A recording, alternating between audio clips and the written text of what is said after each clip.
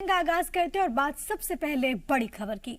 देश में बीते 14 महीनों से जिन 3 नए कृषि कानूनों पर सड़क से लेकर सदन तक संग्राम मचा था, कल उसको लेकर पीएम ने ऐलान किया। राष्ट्र के नाम संदेश में पीएम मोदी ने तीनों कानून वापस लेने की घोषणा कर दी और किसानों से आंदोलन खत्म कर घर लौटने की उन्होंने अपील भी की। पीएम ने ऐलान किया तो एक बार फिर से सियासत में घमासान मच गया। विपक्ष ने कृषि कानूनों की वापसी को किसानों की जीत बताते हुए मोदी सरकार और बीजेपी को घेरा, तो बीजेपी भी सधे अंदाज में जवाब देती हुई नजर आई। किसानों का यह कहना है कि आंदोलन अभी जारी रहेगा। जो किया किसानों के लिए किया, जो कर रहा हूं देश के लिए कर रहा हूं।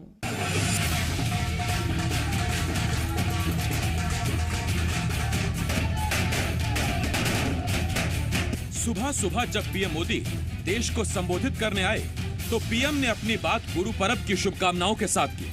किसानों की बात करते हुए पीएम ने वो ऐलान कर दिया जिसने देश के किसानों को झूमने और नाचने गाने की वजह दे दी। पीएम ने कहा कि उनकी सरकार तीनों कृषि कानूनों को वापस लेती है। पीएम ने माफी मांगते हुए कहा कि किसानों की भलाई के लिए ही ये तीनों बिल लेकर आई थी, लेकिन वो कुछ किसानों को समझाने में नाकाम रहे। कृषि मंत्री नरेंद्र सिंह तोमर ने कहा, सरकार किसानों के लिए काम करती रहेगी। आज मैं आपको, पूरे देश को ये बताने आया हूं कि हमने 3 कृषि कानूनों को वापस लेने का, रिपील करने का निर्णय लिया है। मैं आज देशवासियों से क्षमा मांगते हुए सच्चे मन से और पवित्र हृदय से कहना चाहता हूं कि शायद हमारी तपस्या में ही कोई कमी रही होगी, जिसके कारण दिए के प्रकाश जैसा सत्य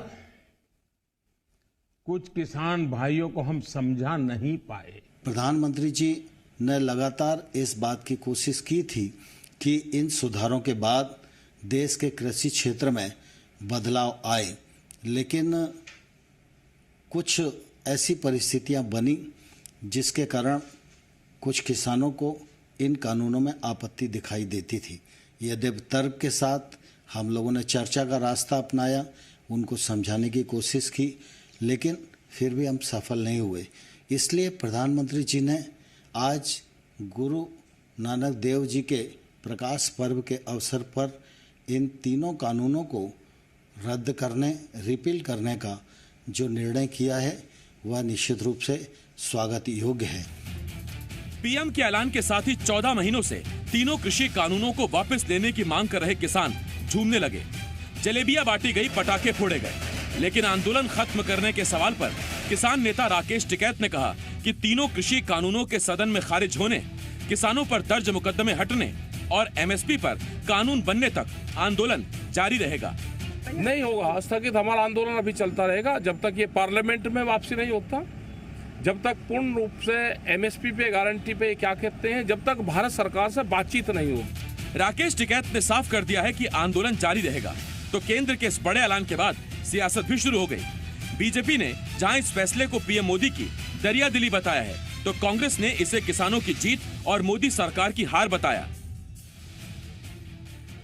कृषि कानून वापस लिए हैं ताकि हमारा एक भी किसान भाई असंतुष्ट ना रहे, और सरकार किसानों के हित में लगातार प्रयास करती रही, आगे भी करती रहेगी।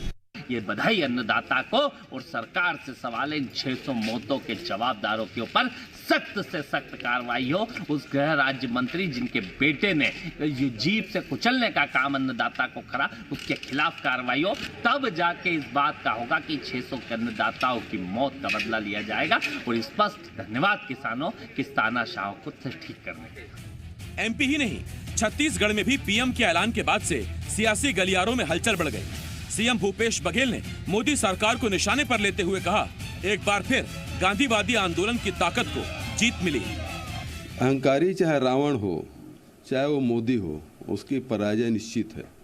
और ये जो जीत हुई है वो किसानों की जीत है।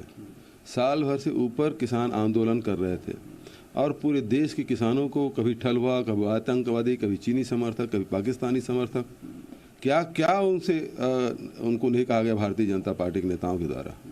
आखिर में उसे झुकना पड़ा। सीएम बघेल इस ऐलान को किसानों की जीत बता रहे हैं, तो कांग्रेस ने भी तीनों कानूनों को लेकर केंद्र सरकार को घेरने में कोई कमी नहीं छोड़ी। वैसे जवाब बीजेपी की तरफ से भी आया। हिंदुस्तान के किसानों को मैं बधाई देना चाहता हूं कि साल भर आंदोलन खड़ा किया और उसके कारण ये कानून वापस लेना पड़ा केंद्र सरकार को। लेकिन लगभग 800-900 किसानों की मौत हुई है इस आंदोलन में। उसका जिम्मेदार कौन है? प्रधानमंत्री जी को इसका उत्तर तो देना होगा। कि माननीय प्रधानमंत्री जी ने आज गुरु नानक देव जी की जयंती के अवसर पर एक बड़ा निर्णय लेकर, ऐतिहासिक निर्णय लेकर, कि अगर थोड़े से लोगों में भी कोई नाराजगी है तो उसको दूर करने का काम गुरु नानक देव जी की जयंती पर जो उनकी वाणी है, जो उनका संदेश है, उसको लागू किया है। अब सवाल ये है, क्या ये फैसला हालिया उपचुनावों के नतीजों और आने वाले 5 राज्यों के विधानसभा चुनावों को देखते हुए किया गया? सवाल ये है, इस ऐलान के बाद क्या आप किसान बीजेपी के साथ जाएंगे और कांग्रेस की सियासी सेहत पर क्या असर पड़ेगा? और सवाल ये भी है कि जीत हार से अलग इस फैसले के बाद जनता में क्या संदेश गया है? ब्यूरो रिपोर्ट, जी मीडिया।